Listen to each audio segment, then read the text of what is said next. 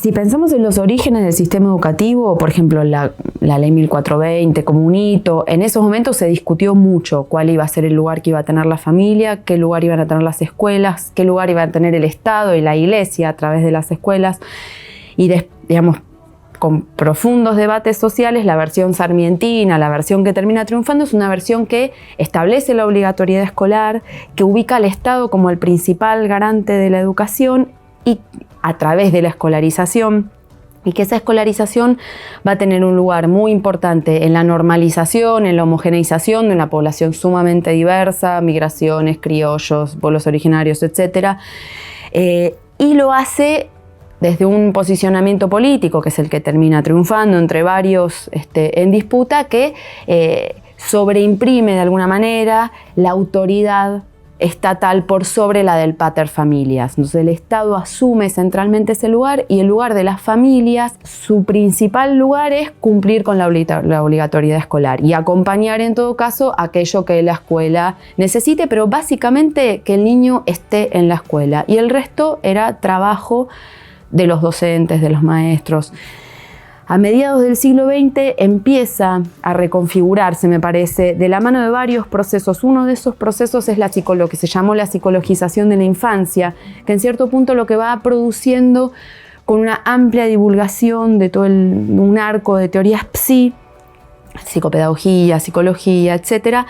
van reconfigurando, redefiniendo cómo se representa o cómo se piensa que deben ser las responsabilidades en torno a los niños. Y ahí se empieza a ubicar mucho más en primer plano a las familias, ya ahora sí nombradas, empezadas a nombrar como familias, y empieza un proceso complejo de aumento de los requerimientos a las familias. Un proceso complejo porque se articula también con las apelaciones a la participación. A partir de la década del 60, sobre todo, organismos internacionales empiezan a indicar a la participación, sobre todo la participación comunitaria, etcétera, como un camino de resolución de diversas conflictividades o de diversas situaciones sociales, lo cual en cierto punto también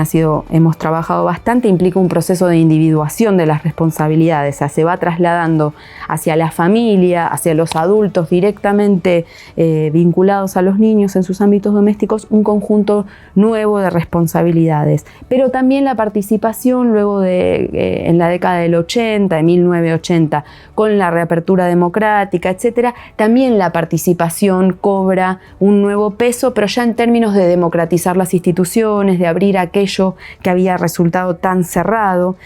La Iglesia Católica, por ejemplo, entre estos procesos que confluyen en este aumento de requerimientos, también empieza a bregar nuevamente, como ya lo había hecho, por ejemplo, en los debates en el siglo XIX, por la centralidad de la familia. Ha sido su bandera, digamos, a través de la elección familiar, etcétera, etcétera, sostener la postura doctrinal, etcétera. Entonces, todos estos procesos que no necesariamente estuvieron conectados entre sí en sus orígenes, han ido consolidando este aumento de requerimientos a las familias, y esto de alguna forma reconfigura el vínculo, pero sobre todo lo que reconfigura es los modos en que se representa cómo debe ser ese vínculo.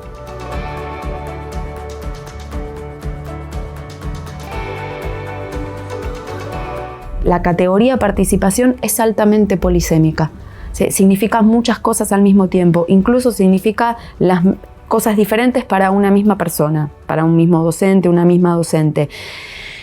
Algo que se registra mucho en la cotidianidad es que cuando se habla de participación, además de que se habla de muchas cosas, hay como un sentido común bastante expandido en el ámbito escolar que tiende a plantear,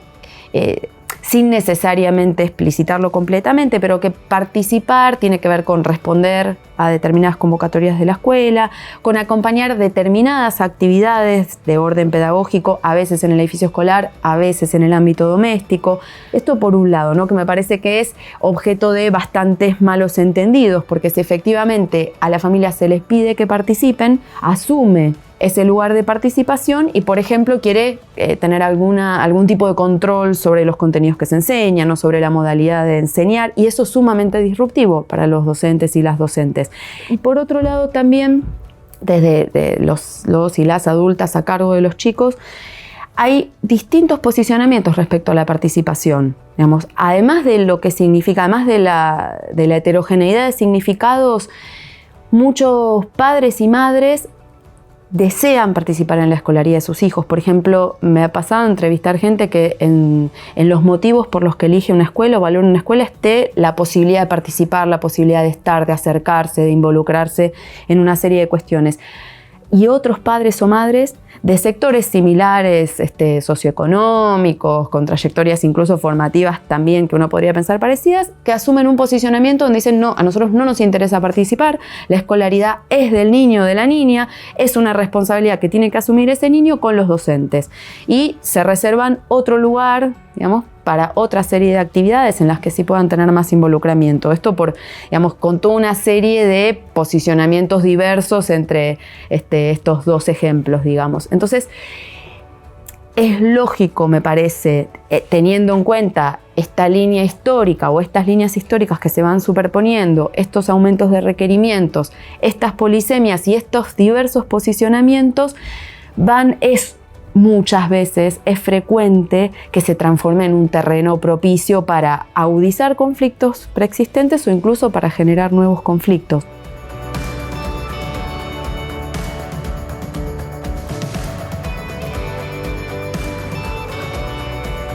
Junto con esto que decía antes del aumento de los requerimientos, me parece que se fue instalando, a veces con poco debate o con poca revisión en profundidad,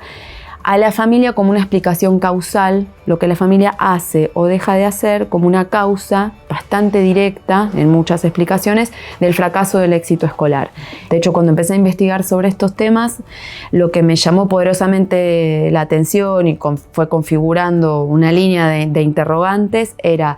escuchar, digamos, en las salas de maestros, en el trabajo en las escuelas, con toda frecuencia la apelación a la familia. Lo condensaba a una frase: si la familia no está, la escuela no puede. La familia como condición sine qua non.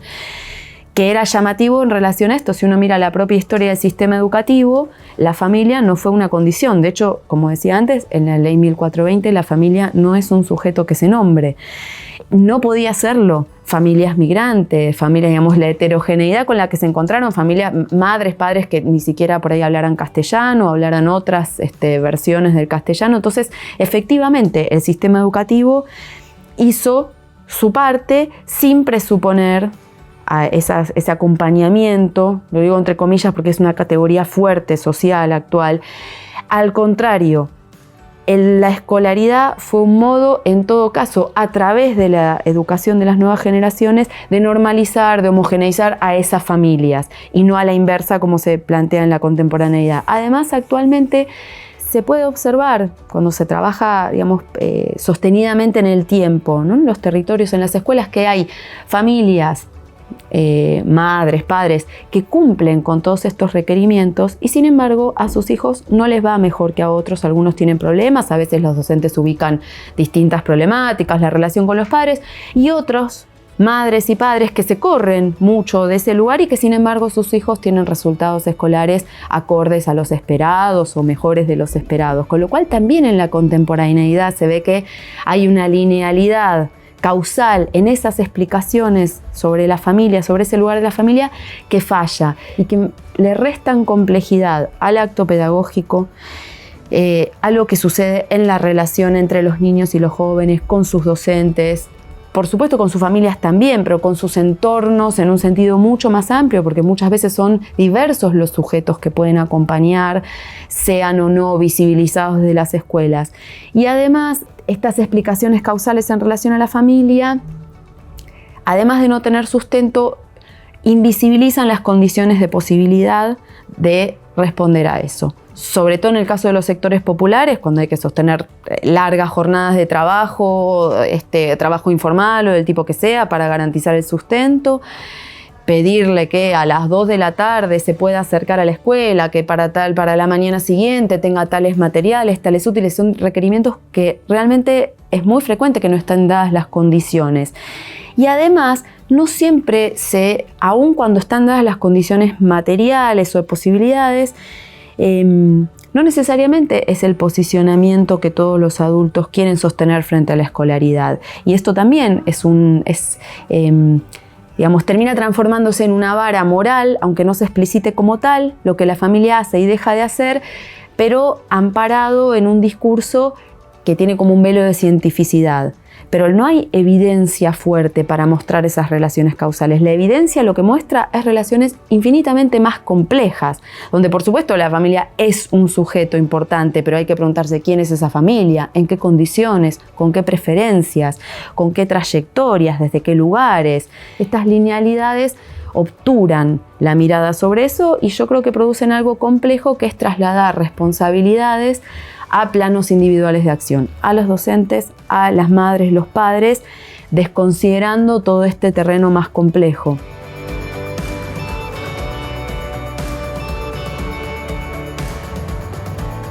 Yo creo que la confianza es importante. Me parece que para que esa confianza se construya hay todo un trabajo por hacer, de desnaturalizar, de desentrañar, de poder explicitar todos estos posicionamientos y estos requerimientos, porque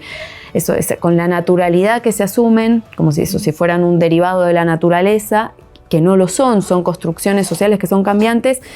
Me parece que sí, que es un punto base para generar estas confianzas. Y luego es todo un tema, qué conflictos llegan a las escuelas y qué conflictos no llegan, y qué conflictos llegan a otras instancias, a la supervisión, a medios.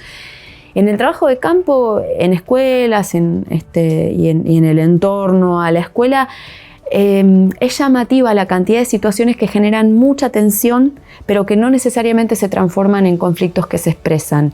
Muchas veces que un conflicto explote, o sea, llegue ya sea a la dirección de la escuela o a la supervisión, por ejemplo, en mi caso documentado, denuncias en el INADI, etc., o sea, que llegue a otras instancias, en general tiene que ver con una historia de la relación. Y ahí es importante conocer esa historia. Muchas veces no son conflictos, digamos, que decantan solamente porque se confía más o menos. Hay como una historia de la relación que va dando lugar a una multiplicidad de malos entendidos, de choques, etc. Y suele haber como, o lo que veo como recurrencia en las situaciones que puedo documentar, es que hay algún punto de quiebre que hace que pase a otra instancia ese conflicto. Ahí por ahí lo interesante es eso, es trabajar como poder trabajar procesualmente esas instancias previas, donde estuvieron esos requerimientos que no eran claros o que se pensaban que eran claros pero no necesariamente lo eran,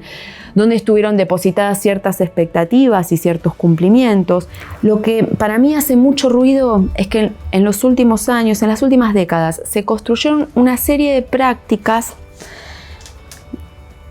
que se toman como la vara, la medida de lo que es involucrarse, de lo que es interesarse. Entonces, cuando una familia, una madre, un padre, o a veces una abuela, el sujeto que sea, se acerca más a ese tipo de prácticas, eso es más fácilmente visibilizado como acompañamiento, como participación. Y se usa, como decía antes, como la vara de medida de lo que está bien, de lo que acompaña, más allá que a veces tenga un efectivo correlato en el resultado escolar y otras veces no.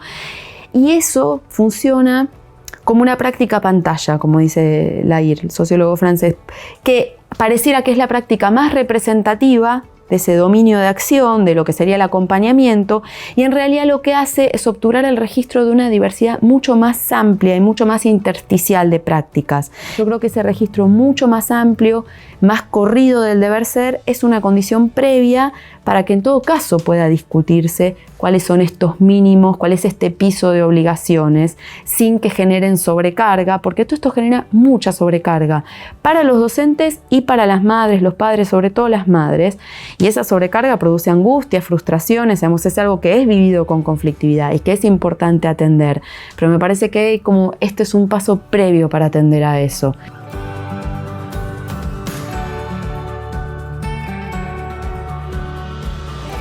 Yo pienso primero que hay mucha más posibilidad de riqueza, o sea que esa democratización que trae estos conflictos también trae la posibilidad de márgenes de acción más amplios, trae la posibilidad de reconocer sujetos, por ejemplo, reconocer a los entornos de los chicos, reconocer la diversidad de sus historias y de sus entornos. De hecho, se hace mucho más pie en tomarlo eso también como parte de los conocimientos a tramitar, a construir desde la escuela como un ámbito interesante. Y eso me parece que da márgenes de libertad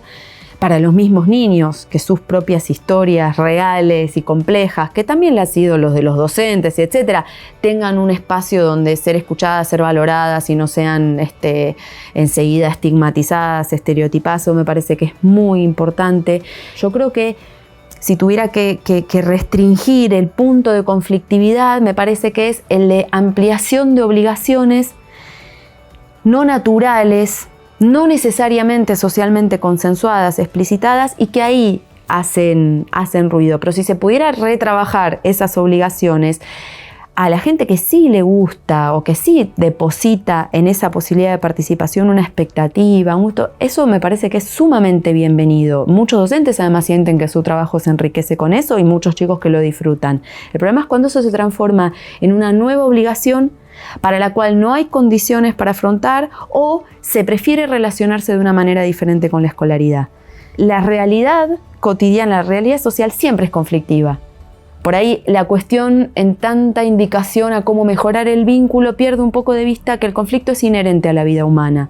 La cuestión es qué entra dentro de las definiciones de lo conflictivo, cuáles son los caminos que se busca para resolverlo, cómo se analiza lo que llevó a ese lugar. Pero el conflicto es parte de nuestra vida. En ese sentido, bienvenidas estas aperturas.